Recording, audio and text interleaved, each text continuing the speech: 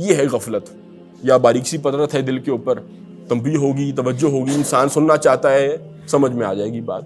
گناہ کر کے دل سے آ کر لیا ہے، کوئی بڑا دھچکا لگے گا،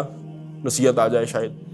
لیکن جو تیسری سطح ہے جس کو قرآن کہتا ہے یہ مردہ ہو چکے، اندھے ہو چکے ہیں، یہ عام طور پہ ان کے بارے میں جو رائے ہمارے پھر صوفیاء دیتے ہیں وہ تو یہی ہے، ان کی آنکھیں تب کھلیں گی جب ان کو موت آئے گی۔ جب تک یہ مرتے نہیں ہیں، انہوں نے ڈھائی کے اندر، اپنی بدتمیزی کے اندر، اپنی ضد کے اندر، عناد کے اندر، تکبر میں، بدماشیوں میں اسی طرح لگے رہیں گے آخری سانس تک۔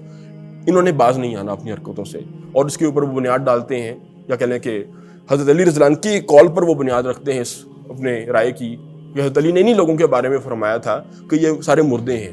سو رہے ہیں، جب موت آئے گی استيقظوا تب جا الناس نیام،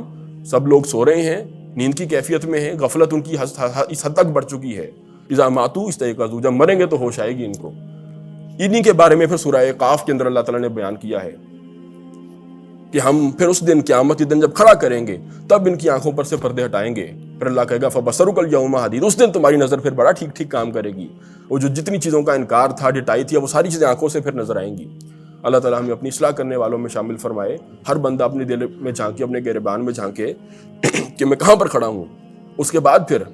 نیت ہے تو اصلاح ہوگی، یہ پہلا سٹیپ ہے۔ کوئی چاہتا ہی نہیں ہے اللہ کی طرف بڑھنا، 100 چیزیں سامنے آ جائیں نظر انداز کر دے گا۔